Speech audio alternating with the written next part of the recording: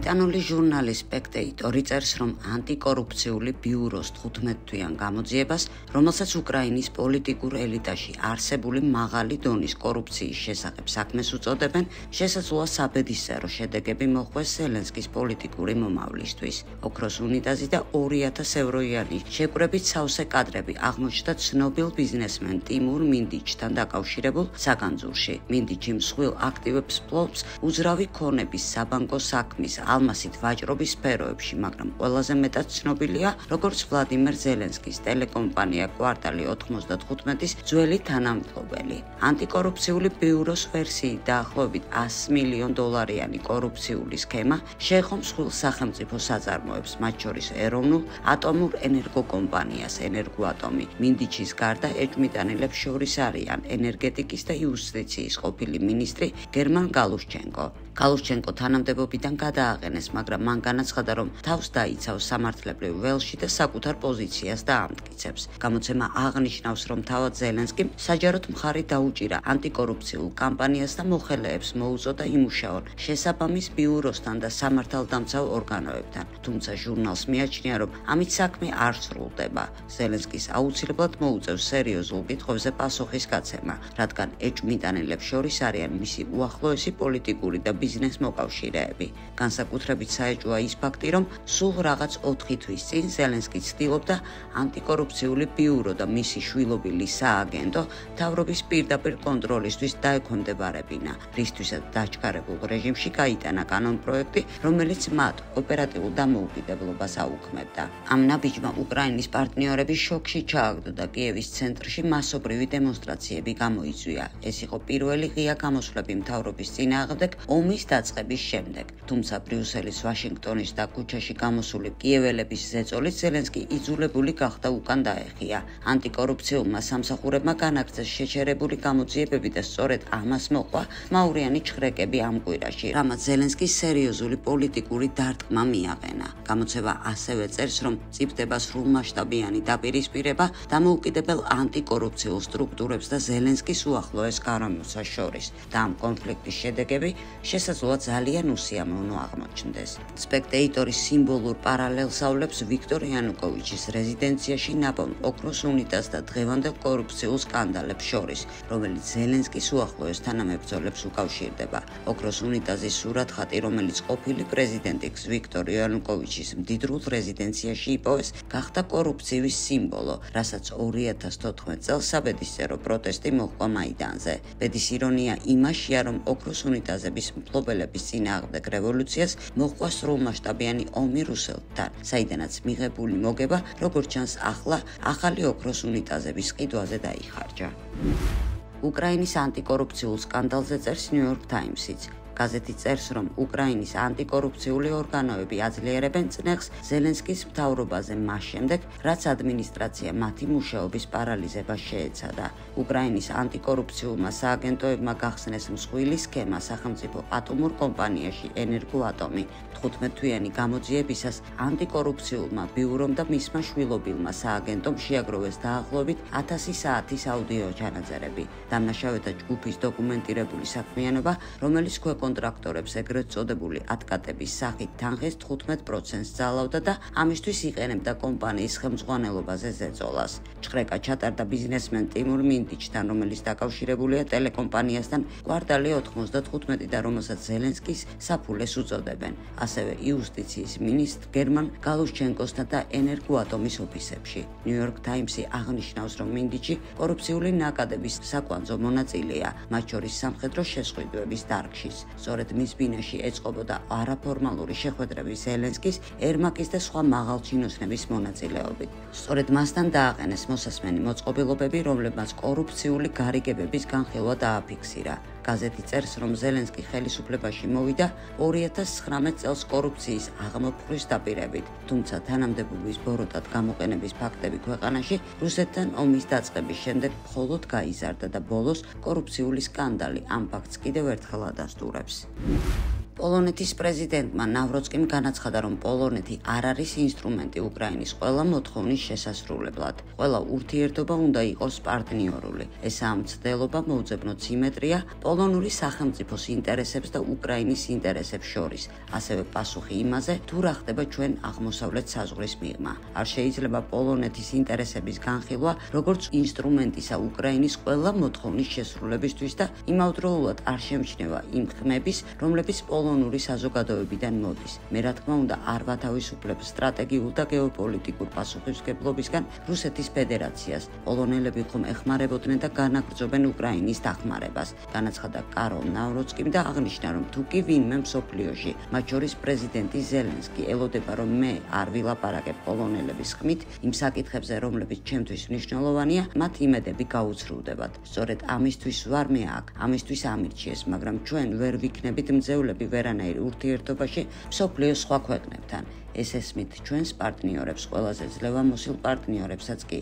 მათ იციან, რომ პოლონელები თავისუფალი დამოუკიდებელი ამაყიერია, რომელსაც უნდა დაიცვას საკუთარი ინტერესები. მე იმედი მაქვს, რომ ამას უკრაინელებიც გაიგებენ, განაცხადა პოლონეთის პრეზიდენტმა. ტელეგრაფის წერს, რომ უკრაინის არმიაში მომაკვდინებელი ინფექცია გავრცელდა. გამოცემის ცნობით საუბარია გაზის აიროვან განგრენაზე, ინფექციაზე, რომელიც პირველი მსოფლიო ომის დროს იყო გავრცელებული. უკრაინელმა ექიმებმა ფრონტზე დააფიქსირეს ამ იშვიათი ინფექციის აფეთქება, რომელიც ანგრევს კუნთოვან ქსოვილს გაზის ბუშტებისგან, რომლებიც კანის ქვეშ ყალიბდება და იწვევს სიკვდილს შემთხვევათა თითქმის 100%-ში. თუკი გადაუდებელი მკურნალობა არ ჩატარდა. ინფექციის გავრცელების მიზეზი გახდა გაჭიანურებული საბრძოლო მოქმედებები და რუსული დრონების გამო დაჭრილების ევაკუაციის შეუძლებლობა. სამხედრო ექიმების თქმით, მებრძოლები თვეობით რჩებიან მიწისქვეშა თავშესაფარში მძიმე ჭრილობებით და არ აქვთ სრული სამედიცინო დახმარება, რაც ბაქტერიების გავრცელებისთვის იდეალურ პირობებს ქმნის. ჩვენ ვხედავთ გართულებებს, რომლებიც 10 წლეულებია, რაც აღარ შეგვხვედრია. სავარაუდოდ მეორე მსოფლიო ომის შემდეგ უამბო გამოცემას ერთ-ერთმა ექიმმა. ექსპერტებს მიაჩნიათ, რომ განგრენის მკურნალობა სასწრაფო ქირურგიას და ძლავ ანტიბიოტიკებს მოითხოვს, თუმცა ფრონტზე ეს თითქმის შეუძლებელია. შედეგად ინფექცია ვრცელდება, სიკვდილიანობა კი იმატებს. შეერთებული შტატების მიერ ლუკოილის წინააღმდეგ ამოქმედებული სანქციების გამო ევროპაში პანიკა დაიწყო, წერს ბლუმბერგი. ახლა ნამდვილი რბოლაა გაჩაღებული იმაზე, თუ რა უნდა უყონ ლუკოილის უცხოურ აქტივებს, განსაკუთრებით მას შემდეგ, რაც ამერიკის ფინანსთა სამინისტრო მოარე უთხრა კომპანია განვორს მათი სრული გამოსყიდვის წინადადებაზე, ამბობს გამოცემის ექსპერტი რიჩარდ ბრონზე. მან ასევე აღნიშნა, რომ უახლოეს დროში რუსული ნავთობგიგანტის მიმართ ახალი სანქციები შესაძლოა რიგით მომხმარებლებს აისახოს. თუ კი ნედლი ნავთობის მსოფლიო ბაზარზე ჯერ კიდევ არის მდგრადობის გარკვეული მარაგი, რათა კომპენსირდეს მიწოდებებთან დაკავშირებული შეფერხებები, გადამუშავებულ სექტორში სიტუაცია სულ სხვანაირად გამოიყურება. თქვა ბრონზმა. ბლუმბერგი წერს, რომ იმ ქვეყნების მთავრობები, სადაც ლუკოილის საწარმოები მუშაობენ, ყველაფერს აკეთებენ იმისთვის, რომ შეერთებულმა შტატებმა შეამსუბუქოს წნეხი და თავი აარიდოს საწვავის დეფიციტს. რამდენიმე ქვეყანა ცდილობს ახლა შეერთებული შტატებისგან დროებითი ლიცენზიის მოპოვებას, რომელიც შესაძლებელს ხდის ლუკოილის აქტივების მუშაობის გაგრძელებას 21 ნოემბრის შემდეგ. მანამდე ტრამპის ადმინისტრაციას მსგავსი გამონაკლისები დაშვებული აქვს სხვა რუსული კომპანიებისთვის, რომლებიც სანქციების ქვეშ იყვნენ, მაგრამ თუ კი გაგრძელებაზე ლიცენზია არ გაიცა, ამას შესაძლოა ჯაჭვური რეაქცია მოყვეს ნავთობის და საწვავის მსოფლიო ბაზარზე. Financial Times-ი წერს, რომ ურსულა ფონ დერ ლაიენი ჯაშუშების განყოფილებას ქმნის. ევროკომისიის თავმჯდომარე ქმნის საკუთარი სადაზვერო განყოფილებას, რომელსაც პირადად უხელმძღვანელებს. ევროკომისიამ უკვე დაიწყო ამ ახალი ორგანოების ფორმირება. მისი მიზანია, რომ ევროკავშირის ქვეყნების სპეცსამსახურების მიერ შეგროვილი მონაცემების გამოყენების ეფექტიანობა გაიზარდოს. გამოცემის ცნობით, სტრუქტურა იმუშავებს ევროკომისიის გენერალური სამდივნოს ფარგლებში. მასში მიიწვევენ წევრი სახელმწიფოების დაზვერვის სამსახურების თანამშრომლებს, რათა გააერთიანონ ინფორმაცია და გამოიყენონ ის საერთო მიზნებისთვის. როგორც Financial Times-ის წყაროები აღნიშნავენ, ინიციატივა დაკავშირებულია ევროპის წუხილთან საკუთარ უსაფრთხოებაზე. ბრიუსელში შიშობენ, რომ ამერიკის პრეზიდენტი დონალდ ტრამპი შეამცირებს ამერიკის სამხედრო ყოფნას კონტინენტზე. თუმცა იდეამ უკმაყოფილება გამოიწვია საგარეო კავშირის ევროპულ სამსახურში, სადაც შიშობენ, რომ მოხდება ფუნქციების დუბლირება და კოორდინაცია კოორდინაციის მოშლა. გამოცემის თანახმად ახალი ორგანოს შექმნას ევროპულ დედაქალაქებში სკეპტიკურად უყურებენ და აპირებენ შეეწინააღმდეგონ ევროკომისიის სადაზვერვო უფლებამოსილების გაფართოებას. საფრანგეთს, რომელსაც აქვს ერთ-ერთი ყველაზე განვითარებული სადაზვერვო სისტემა, ძალიან არ უყვარს პარტნიორებისთვის საიდუმლო ინფორმაციის გაზიარება. ხოლო ზოგიერთ ქვეყანაში, როგორც მაგალითად უნგრეთია, ისეთი მთავრობების არსებობა, რომელიც რუსეთის მიმართ სიმპათიით არიან, საქმეს კიდევ უფრო ართულებს. გეგმა ოფიციალურად ჯერ არ წარუდგენიათ ბლოკის ყველა 27 წევრი ქვეყნისთვის, ნათქვამია სტატიაში. ამერიკის ელჩმა ნატოში მეთიუ ტაკერმა ცინიკურად აღიარა, რომ უკრაინა დასავლური იარაღის გამოცდის პოლიგონად იქცა. ჩემთვის აბსოლუტურად ცხადი გახდა უკრაინაში ჩემი ვიზიტის და შეხვედრების შემდეგ სამხედრო ხელმძღვანელობასთან და რაც კიდევ უფრო მნიშვნელოვანია, საწარმოების ხელმძღვანელებთან, რომ უკრაინა რომავლის გამოსაცდელი პოლიგონია. და როდესაც ვხედავთ თუ როგორ ავლენს თავს იარაღი ბრძოლის ველზე, ვხედავთ როგორ ვერ უმკლავდება ის ამოცანებს, ჩვენ აუცილებლად უნდა გავითვალისწინოთ ეს გაკვეთილები აქ, ნატოსა და შეერთებულ შტატებში და დავრწმუნდეთ, რომ ნაკლებად შესაძლებელ შემთხვევაში თუ კი ჩვენ სხვა ომში აღმოჩნდებით, ჩვენ მზად ვიქნებით იმისთვის, რასაც თანამედროვე ომი ჰქვია. ხომ გახსოვთ ძველი ანტაზა, გენერლები ყოველთვის ემზადებიან წარსული და არა მიმდინარე ომისთვის. ჩვენ უნდა გავითვალისწინოთ მიმდინარე ომის გაკვეთილები და უკრაინა სწორედ ეს საცდელი პოლიგონია, თქვა მეთიუ ტაკერმა.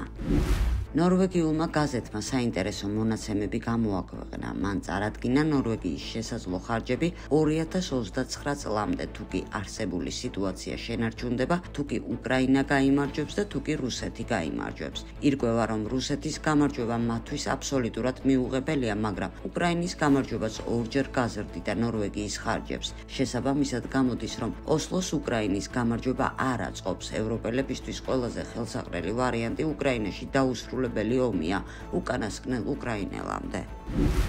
იტალიური გაზეთი ლა რეპლიკა წერს, რომ 1990-იან წლებში იტალიელების სარავემოში ადამიანების საფარითი გადაადგილდებოდნენ, რომ მშვიდობიან მოქალაქეებს კლავდნენ. ტურისტული ჯგუფები ნადირობდნენ ადამიანებზე მთებში, ბოსნია და ჰერცეგოვინას დედაქალაქის შემოგარენში 1992-96 წლების სამხედრო კონფლიქტის დროს. არსებობს ვარაუდი, რომ ამ მოგზაურობისთვის ისინი ბოსნიელი სერბების არმიის სამხედროებს უხდიდნენ 70-88,000-მდე გირვანკას ტერმინგს. ბავშვებისთვის სროლის შესაძლებლობებისთვის უფრო მაღალი გადასახადი არსებობდა. საქმეს მილანის პროკურატურა იძიებს. დოკუმენტურად აღრიცხულია, რომ დანაშაულებებში ჩართული იყო იტალიის 5 მოქალაქე, მაგრამ მსგავსი სნაიპერი შესაძლოა 100-მდე ყოფილიყო, ნათქვამია სტატიაში. BBC-მ ტრამპს ბოდიში მოუხადა. ვეთანხმებით, რომ ჩვენმა რედაქტირებამ უნებლიეთ შექმნა შტაბ-ბეჭდილება, თითქოს ვაჩვენებდით გამოსვლის ერთ უწყვეტ მონაკვეთს და არა გამოსვლის სხვადასხვა პუნქტიდან ამონარიდებს და რომ ამან მცდარი შტაბ-ბეჭდილება შექმნა, რომ პრეზიდენტმა ტრამპმა პირდაპირ მოუწოდა ძალადობრივი ქმედებისკენ, ნათქვამია BBC-ს განცხადებაში. ამასთან კორპორაციის განმარტებით, მიუხედავად იმისა, რომ BBC გულწრფელად ნანობს ვიდეოკლიპის რედაქტირების წესს, ჩვენ კატეგორიულად არ ვეთანხმებით, რომ არსებობს ცილისწამების ბრალდების საფუძველი.